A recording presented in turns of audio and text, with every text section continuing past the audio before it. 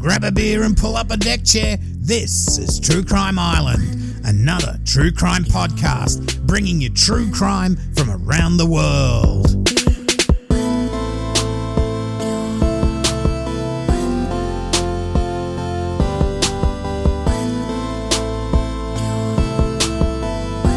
Hi, I'm your host Cambo. Grab a beer and pull up a deck chair. This is True Crime Island. As always, it's another true crime podcast.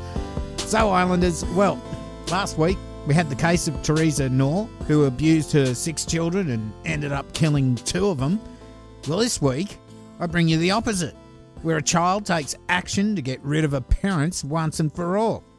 Now, it's a bit involved, so it's going to split into a couple of episodes.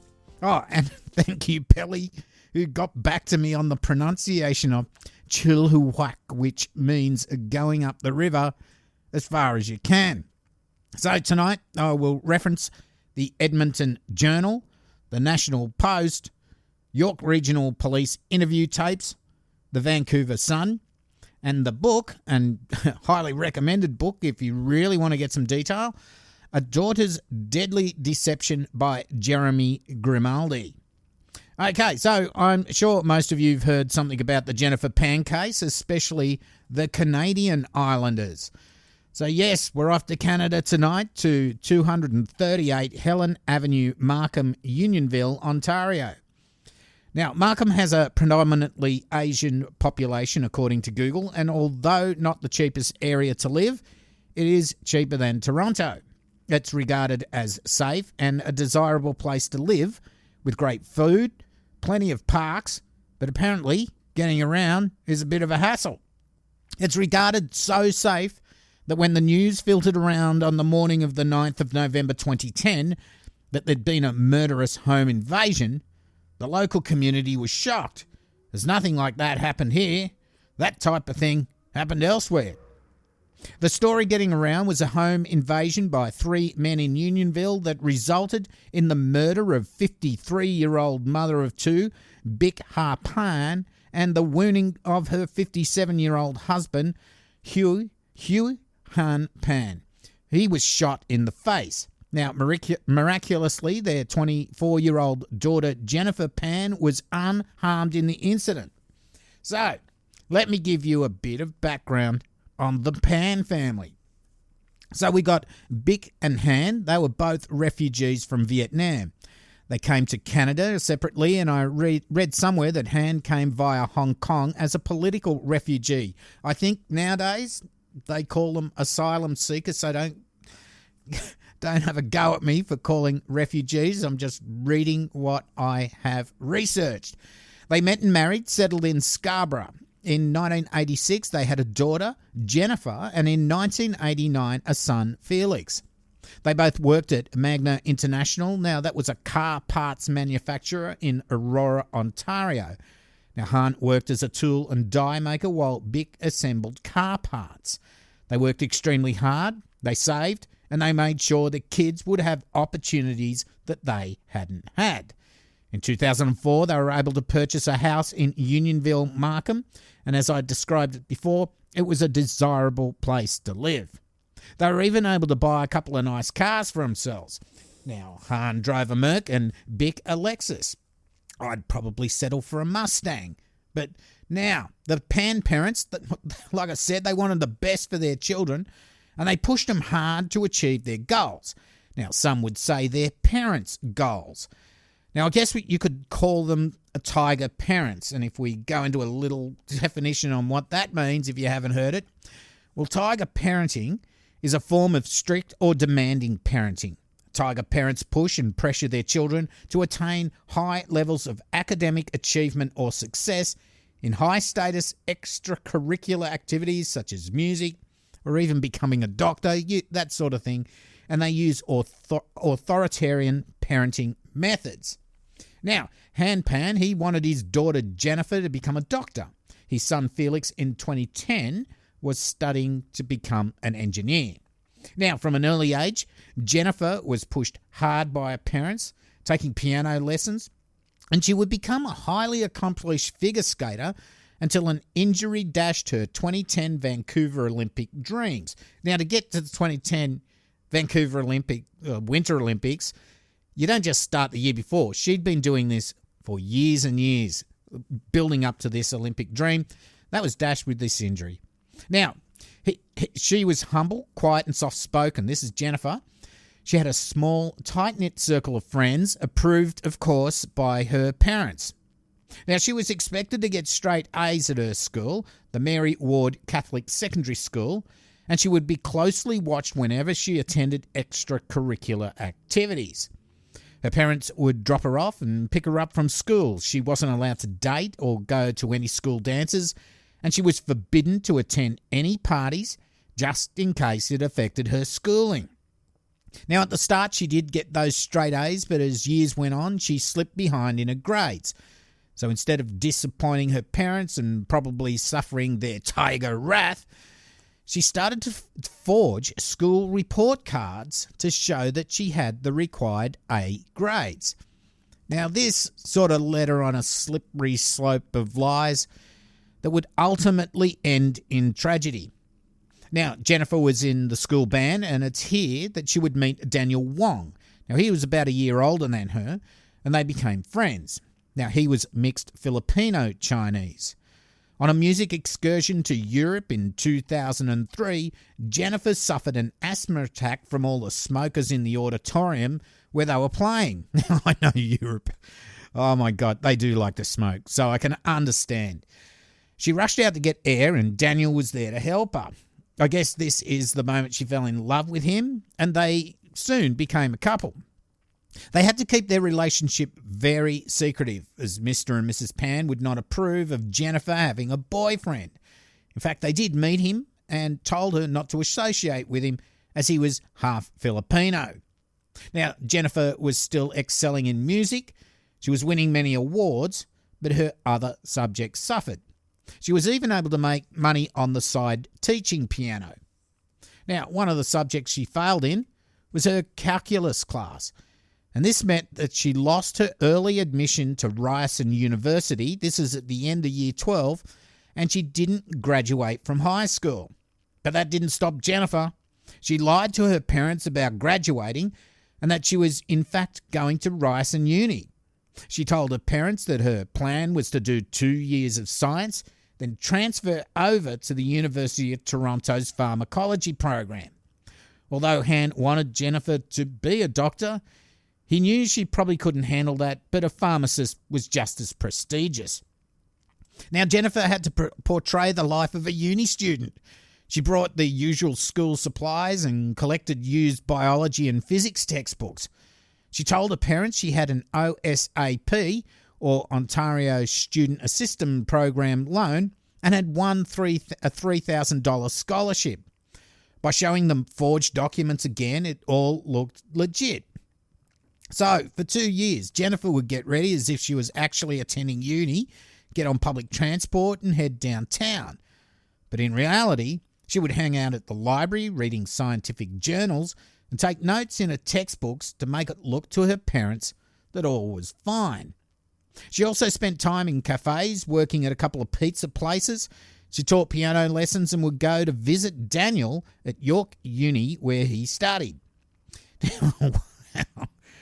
What a lie she's building up here. Just thinking that for 2 years she had not only not graduated from high school, that she wasn't going to uni either.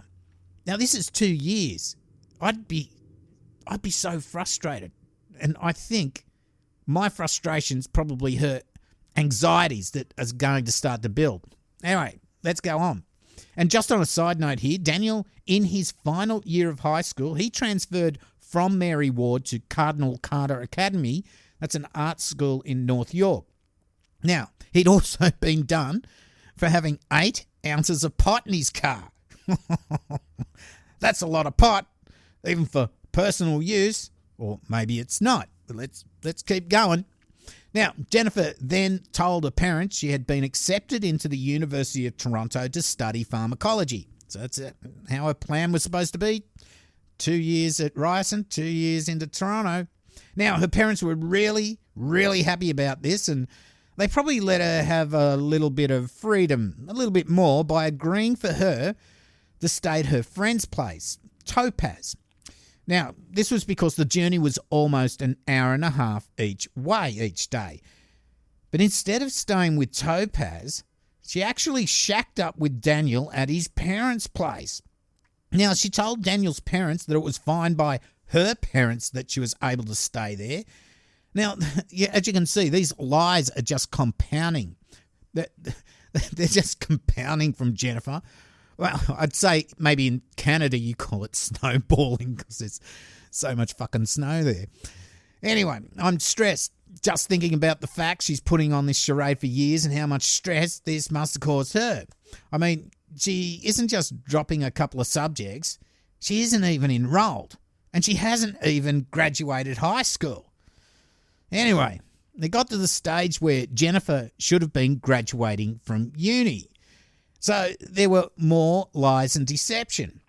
Her parents were asking her about the graduation ceremony, and of course, they wanted to see her grades. I mean, they wanted to see her graduate for sure, be in the photos and all that.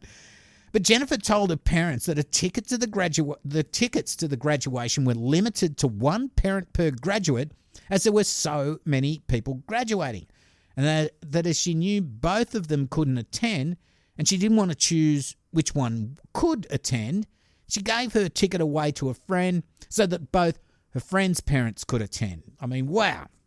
She even got Daniel to search online, and they were able to buy a fake degree for $500. Now, after graduation day, Han asked Jennifer for photos, and she quickly deflected his request by saying her friend had taken all the photos and she was currently on a plane back to Hong Kong. This girl is fast out of the block with these lies. Now, Jennifer then sent out some resumes with her fake degree, but she didn't get any callbacks. Okay, so now Jennifer told her parents she was volunteering at Sick Kids while job hunting. Now, Sick Kids is basically the corporate name for the Hospital for Sick Children at Toronto. Now, funny enough, this volunteer job, it just happened to be Friday nights and on the weekends. I mean, funny that when most young people want to go out and probably not attending class or working a full-time job, 9 to 5. Now, that's just like Daniel wasn't. Now, Han and Bick started to get a little suspicious with this. Jennifer had no uniform, and she didn't seem to have this ID card that you'd probably have to get in there. So one day, Han told Jennifer that he'd drive her to work. In fact, he insisted he'd drive her and for Bick to come as well. When they arrived at the hospital, Jennifer was shitting bricks, and she jumped out the car as fast as she could. She ran inside the emergency department with her mother not far behind. But she was able to find a place to hide, and she stayed there for a few hours. Still, her parents were sus. Bick called Topaz, where Jennifer was supposed to be staying. Now, she called her early in the morning, and Topaz answered, still a bit sleepy or groggy, you know what I mean, in the morning, and totally forgot that she was supposed to cover for Jennifer. And so when Bick asked her where she was, Topaz told her she didn't know. Now, Bick instantly called Jennifer on a mobile and demanded she come home instantly. Now, when Jennifer did arrive home, Han was pissed off. The previous 4 years' worth of lies started to come crashing down. Now, there was no, as we know, there's no Ryerson Uni. There's no Uni of Toronto. Now, she hadn't even graduated high school. Instead, she'd just been shacked up with Daniel Wong, and her whole life was a lie. Now, Jennifer decided not to tell her parents the whole truth. Instead, she told them she was staying with Daniel and the Sick Kids job was fake. But she neglected to tell them she hadn't finished high school or attended Ryerson University, and she told them she was studying at the University of Toronto, but via correspondence. That way, she wasn't attending classes. Now, fuck, imagine if the whole story had come out at once right then. They were pissed off. They wouldn't have been happy to hear what they told her, what she told them. But to tell them the whole thing, that would have freaked them out for sure. would have broken Hahn's brain. Anyway, Hahn wanted to throw her out of the house, but Bick calmed him down just a little bit. Now, Hahn wanted Jennifer to get her life back on track. He told her that she had two choices: go back to school and stop seeing Daniel, or get out and go live with him and never come back again. He topped this off with telling her that if she chose Daniel over the family, she could only come back to the house when he was dead. Now, Jennifer chose to come back home and finish off her schooling and just generally get her life back on track. Maybe not her track, maybe her father's track. With this, though, came certain strict conditions. To start with, she had a complete grounding for 2 weeks. She couldn't go out. She couldn't have a mobile phone. But eventually she would be permitted to go out to do her piano lessons, and she would be driven there and back by either Bick or Hahn, and she definitely couldn't see Daniel. So Jennifer, at this stage, she's in her very early 20s, locked down at home, no way to communicate via phone, limited access via the family computer in the lounge room, and is constantly monitored by her parents. Now, her mum did let up a bit and let her check messages on her phone occasionally, but this was kept secret from Hahn. Now, treated like a 12-year-old rather than, say, a 22-year-old, she's constantly monitored, but she must have felt some relief from the burden of keeping up the lie or the double life she had been living previously. Still, she was separated from the love of her life, Daniel Wong. She was able to get a few messages out to him and call him occasionally when her mum gave her access to her phone for a few minutes at a time, just to check if any job applications she had sent had been replied to. But she was still pretty much locked up, and she's pretty much still lying to her parents. Now, this will be a theme throughout Jennifer's saga. She was so restricted in what her parents would let her do, the only way out other than leaving home and leaving the family unit was to cover up her tracks with half-truths or white lies and the outright bullshitting of her parents. It just became second nature to her. Now, as time went on, Jennifer was allowed a few freedoms, like using her mobile and laptop while in the presence of her parents, and she was even allowed to drive her mum's car to piano lessons, but the mileage would be checked before and after. But it didn't take long for her to screw everything up again. One night, Daniel had called her saying he needed her badly, and so Jennifer called one of his friends to come pick her up. Now, Jennifer snuck out of the house in the middle of the night. I'm sure a few of us have done that. She did the folding of blankets thing where it looks like there is someone under the sheets, but no one's really there at all. The problem is that Bick had left her wallet in Jennifer's room the day before, and so she went into her room early in the morning to go get it. Now, it wasn't just the quick look in the room to see if she was there. You'd probably see this lump under the blankets. She actually had to go right in there to have a look at her, look for her wallet. And then she noticed that the bedding didn't look quite right. So, yep, Jennifer was busted again. The next lie and fake job to try to get time out of the house was her fake pharmacy job at Walmart. She constantly told everyone about the job, friends, family, everyone. She was building up this false narrative just to get a bit of time with Daniel. Now, Hahn was suspicious again. Good on you, Hahn. Jennifer had no uniform, no swipe card, and as before with the sick kids job, he pressed her for proof that she actually worked there.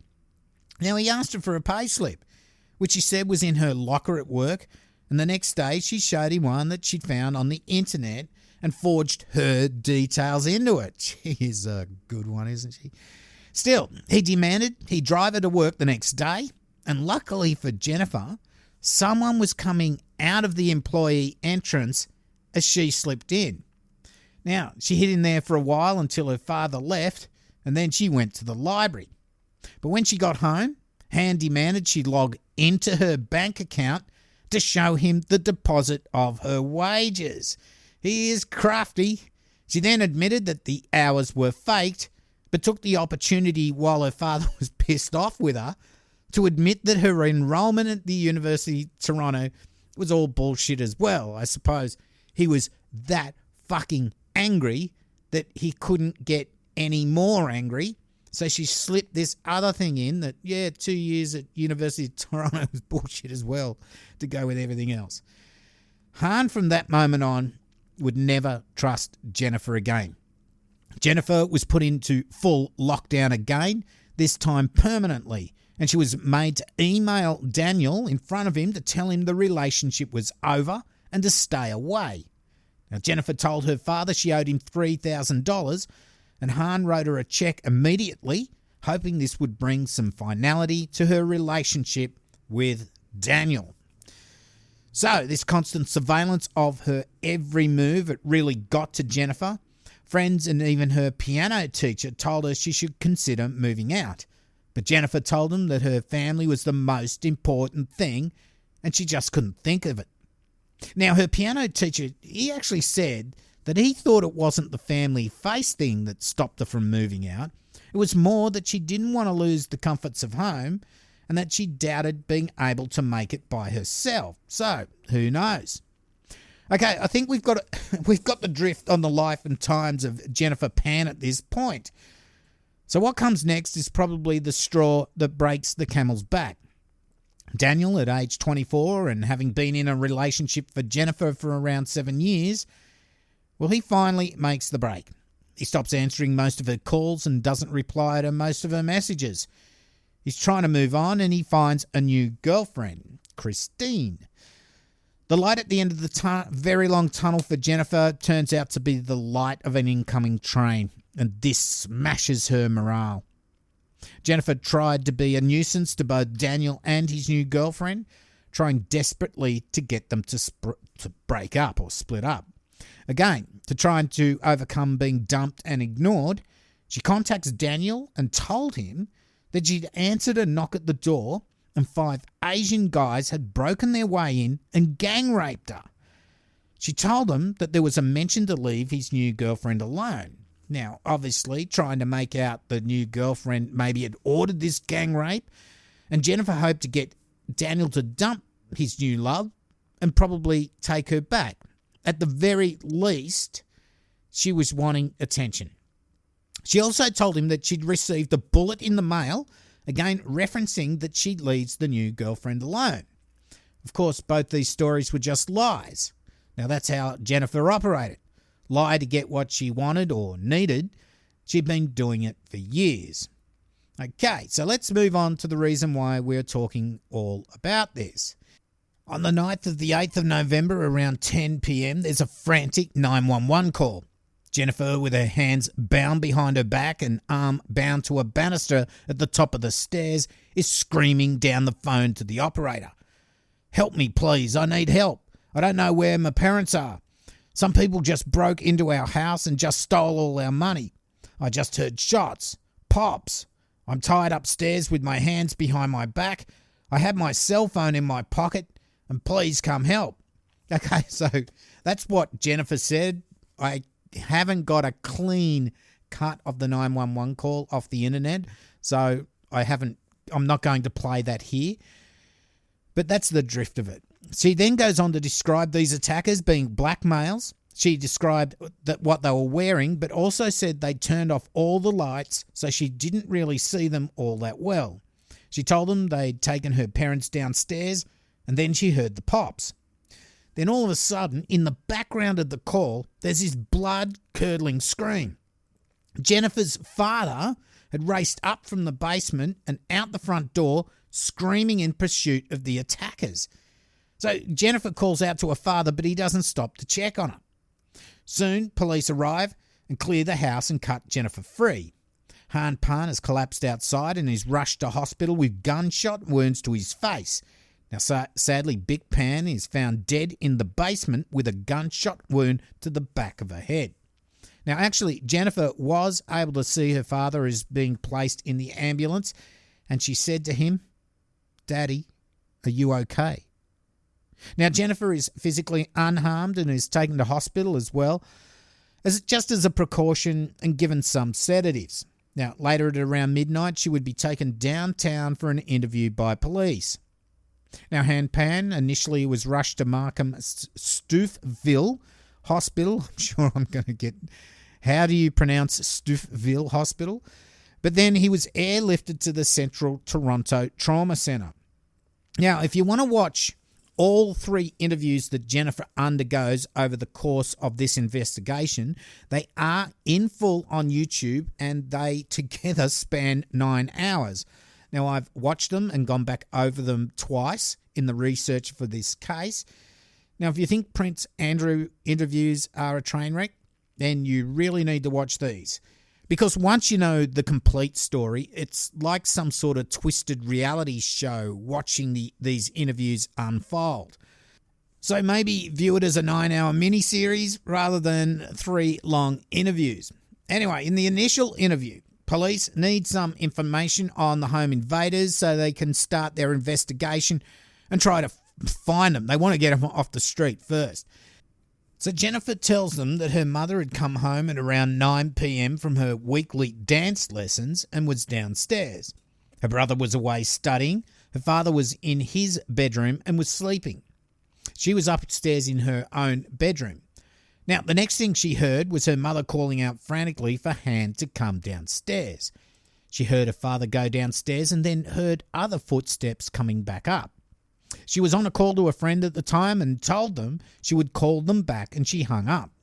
Next, she opened her door a little to see what was going on and was faced by a black man with dreadlocks pointing a gun at her. He told her to give him money, and she gave him $2,000 that she'd been saving from piano lessons. He then took her downstairs where she could see both her parents on the couch with 2 of the other men. Her mother is sitting with her feet still in the water bath that she used to soothe her feet after dancing. At least one had a revolver pointed at them. They were asking for money. Jennifer was then tied up with shoelaces. She was taken back upstairs to the entry of her father's bedroom at gunpoint while a second guy ransacked the room. Now, she says that they find about $1,100 that was left over from a holiday. She described the second guy as being black and wore a bandana to hide his face, and the third guy was black with a Caribbean accent. Next, she was bound to the banister upstairs by her arm with another shoelace, while she heard her parents being taken down into the basement. One guy kept saying, "This is taking too long, hurry up." Then Jennifer says she heard pops, like gunshots, maybe 3 or 4. Then the intruders left the house.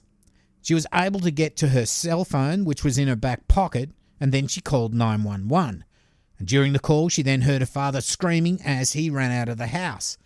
The next thing she knows, police arrived and cut her free. Now, the police, they'll take her phone and copy it.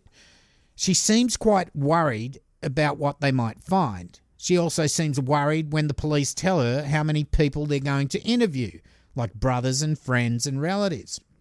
So, at first, the police want descriptions of these 3 intruders so they can get them off the street. As per Jennifer's description, they tell media that they're looking for 3 males. Number 1, male, black, 28 to 33 years old, 5'7" with medium build. Number 2, male, black, 31 years old, 5 feet 8 inches tall, thin build, wearing a dark hoodie and bandana over his face. Number 3, male, thin build with a Caribbean accent. Now, do I say Caribbean or Caribbean? I don't know. Send me an email.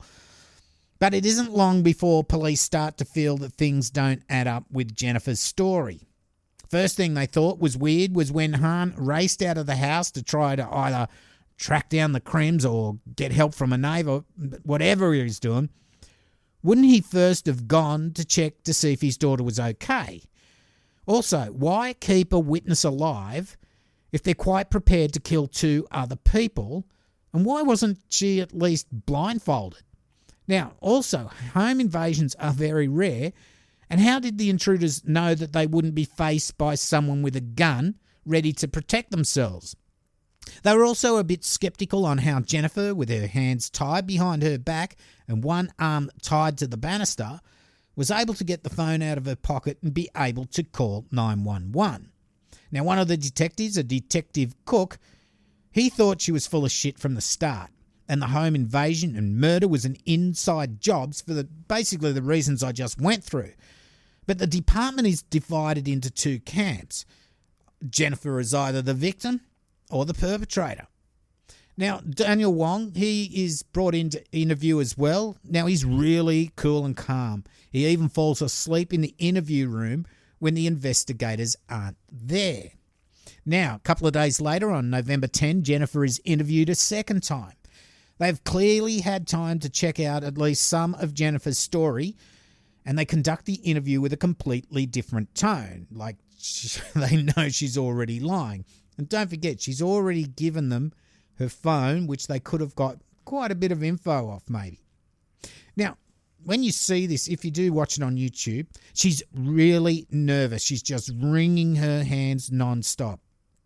Now, the detective tells her to start like it's fresh, told not to be nervous, and the truth is the best way to overcome anxiety. And this interview will go for 4 hours. Now, Jennifer is told there are certain penalties for lying or misleading police to investigate something that's not real. As she was cautioned like this in the first interview, but this time they seem very focused on this. Now, Jennifer is there on her own. She doesn't have a lawyer, which I guess someone like Jeffrey Epstein, he would make sure, regardless of whatever, he's taking a lawyer. Now, Jennifer tells the investigator that she's worried she would contradict what she said in the first interview. Now, reality is, if she tells the truth, most of what she said the previous interview will pretty much be the same. There might be a few little extra details or things on the timeline slightly different, but generally it's going to be pretty much the same. Now, they ask if she had more than one phone, and this is where things start to really fall apart. She then tells them she has 2 SIM cards. Now, she didn't mention this before. And also when she's talking about that $1,100 that was mentioned stolen, that suddenly turns to $200. Now, Jennifer is asked to demonstrate how she got her phone out of her back pocket to call while being bound. Now, she does do this. She doesn't do it sitting on the floor. She doesn't do it tied up and tied to a banister. She's just standing there. But by the look of it, it's quite unconvincing. But not to say it's not possible. The investigator, he brings up the fact that there's a safe that's fairly visible in the father's bedroom and asks her if they saw it or if she was asked the combination to it if they did see it. Now, she's very vague at this point and says she doesn't know the combination and that they must have overlooked it. Now, what they do next is they do go backwards in the timeline. It's called the reverse chronological technique, and this starts to fuck her up a bit. She seems nervous but confident when recalling earlier events of the day, but when it comes to recalling the home invasion, she's very, very slow to answer. I mean, it really looks like she's remembering each piece of lie to put with each piece of truth or what actually happened. And her answers, they just do not flow at all. Now, if you actually experience something, it would be like a chronological timeline of events in your mind, like watching a movie. If you make shit up and scatter it amongst what really happens, it's extremely difficult to remember where you lied and extremely difficult to recall when asked to think about it in a reverse chronological order. You've got to use so much more brain power, and that's why it takes so much longer to answer. Now, Danny Wong is mentioned, and she is quizzed over her relationship with him. They also discuss how Jennifer lied about attending university and how she kept it from her parents for so long. They also talk about how in 2007-8, Jennifer was busted by her parents when they came to pick her up at the mall and saw Daniel drop her off. Now, this would bring upon Jennifer one of the many ultimatums that her parents would give her when she got busted for this. Now, in this interview, a second phone is revealed that was given to her by Daniel, and that she also has this second SIM card. She's asked about any threats she may have received in recent times, and Jennifer talks about threats from Daniel's new girlfriend, Christine. But she didn't bring this up before in the first interview, which puzzles the investigator. She then talks about the fake rape claim and the bullet in the mail that she told to Daniel and how she did this only to get attention. She told the cops, I didn't report it because I knew it didn't happen. That's wrong. But she only made this up to get Daniel's attention. So she's lying to get Daniel's attention. Now, she's quite happy to dump Christine, Daniel's girlfriend, into it with regards to drugs and dealing.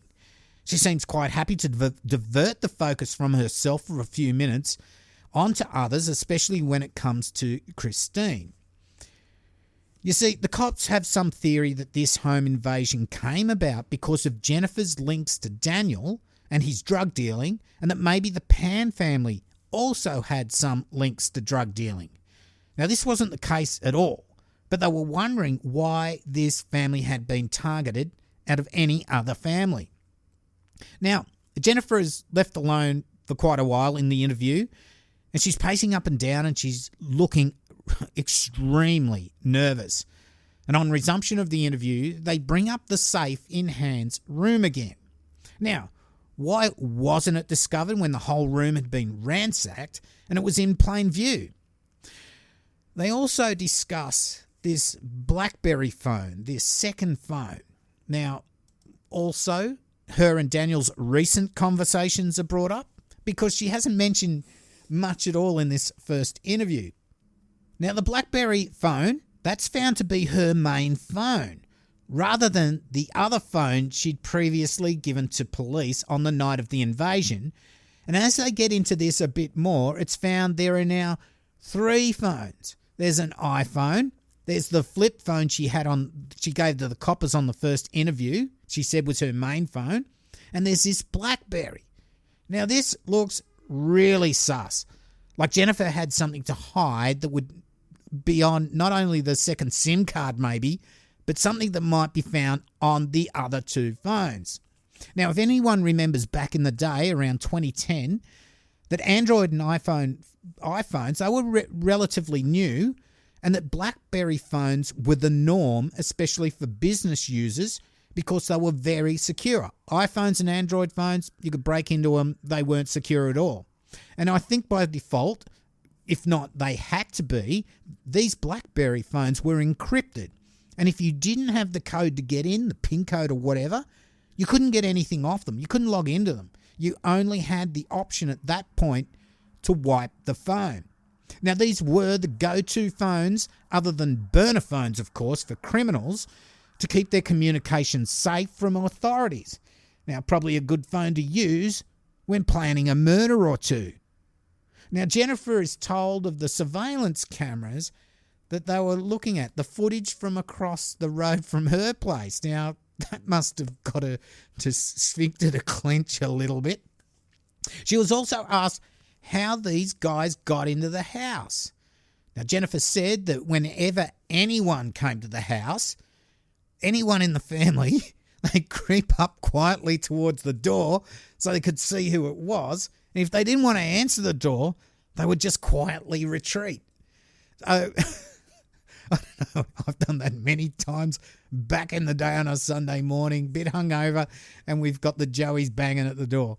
Anyway, now, one thing I picked up from this was that Jennifer told police when she was originally marched downstairs by the number 1 guy, she saw her mum sitting on the lounge soaking her feet in that warm water bucket thing that she used to soothe her feet after dancing.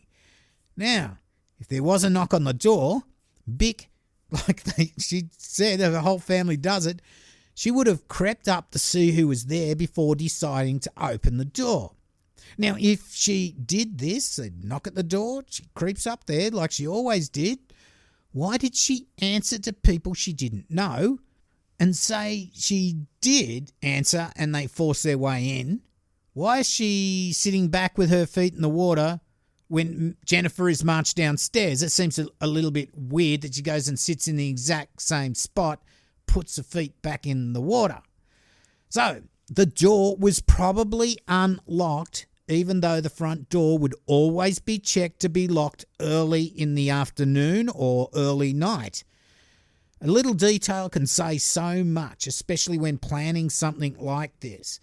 So Bick probably didn't have time to move before the invaders. They just opened the door, got inside and put a gun on her. Now, the interview is pretty tense at this stage in her lies to Daniel, her lies to her parents. These are brought up in the context of maybe she's lying now. I mean, why wouldn't she be lying now? Now, Jennifer is extremely nervous now. She's really just wringing her hands frantically. Her resentment for being locked up by her parents is brought up, and she's asked if she had actually organised the hit. Now, she denies being involved, and soon the interview is stopped. Now, as Jennifer leaves the building, she's informed that her 102-year-old grandfather, father of Bick Pan, had just passed away. He had been sick. And that was just 2 days after his daughter, Bick Pan, had been murdered. Now, Han Pan is still in a coma at this stage, but police are ready to interview him as soon as possible. Okay, like I said, I didn't realise how much this would go on for, and we're probably just halfway. So I'll make this a 2-part episode, and I'm sorry. There was just so much background to go into to understand Jennifer's mindset at the time, and also with her interviews, all 9 hours of them. They have so much detail that I had to try the best I could to sort of condense it for you. Now, I've actually, like I said, I've watched these completely through twice now. Just a tip, the second time I did have to speed it up just to get through the 9 hours of it. So, next week, Pan comes out of his coma and gives his version of events. Jennifer is pulled in for a 3rd interview. Thousands upon thousands of text messages and calls are cross-referenced from multiple people. There are arrests and trials, and ultimately some justice will fall upon the main instigators of such a shocking crime. Okay, Islanders, well, there you go. Absolutely crazy this case is, and like I said, we'll finish this one off next week, but we'll finish this one off now. Patreon. Thanks to all my past and present and new patrons. Your financial support does make a difference, as True Crime Island is commercial free for all. So there's no annoying ads for undies or food or delivery shit, and all my content is available for everyone, no matter if you can afford to donate or not. So thank you all so much. It's very appreciated. Now, if you want to help out the island, you can go to patreon.com/True Crime Island. Now, if anyone, like I said last week, has missed an email for a Patreon reward, please get in touch so I can sort you out. And that's the upper 2 tiers after 3 months. And of course, I'll be sending out emails this week and the $5 sticker things as well. Now, if you don't like the monthly thing, you can also donate to PayPal. PayPal link is donate.truecrimeisland.com or paypal.me/True Crime Island. Now, don't forget, support yourself before you support the island. I know times are tough at the moment for all of us. Now I have merch at Threadless and Redbubble now. I finally have updated my website, which is truecrimeisland.com. Now there's a contact and merch link. Click on that. That's for Threadless, Redbubble, and also, I'll talk about in a sec, the Bonfire promo link. Now, if you have any problems with any of this merch, not only let them know, but let me know as well, as they will sort out any problems you have. Now, this Bonfire thing, I'll be running a promo for a limited edition hot pink logo shirts with 2020 on it. What a year. So instead of the aqua blue, it's hot pink. This will run for 3 weeks until the 28th of July, so it's actually on now. And you can order within that time frame. Now, after that time frame's finished, they get all the orders together, they produce them, and then ship them. Now, thanks for all of those who've already ordered one. In fact, I've ordered one for myself as well. There are a few styles, long and short sleeves, and several colours. I got the short black, just like coffee. Now, there's also links on my Facebook and Twitter for this. Now, if you do find it hard to get the link, you want to have a look at least or buy one or whatever, drop me an email and I will send it through. My email is cambo@truecrimeisland.com. Now, you can also support the show. This is a free way of doing it, rating and reviewing, also by sharing it with your friends and family. Now, please feel free to check out my YouTube channel and subscribe. There will be a giveaway at 1,000 subs. We're getting quite close to that. So it's a little bit more motivation to have a look, and thanks to all those who have subbed already. Please feel free to comment there, subscribe, and to get notifications, hit the little bell. I've also added a link for this on my website. I did a bit of website stuff today. If you want to contact me, the best way is cambo@truecrimeisland.com. It is my email. All the other ways are all right, but if I need to reference something, like you've asked me to look into a case or something, it's quite difficult for me to go back and search if required. When it's an email, I can just put a little star on there and search the starred ones. Okay, that's about it. I've been your host, Cambo. You've been listening to True Crime Island. As I always say, don't forget to delete your browser history. Good night. Boom Vakalanga.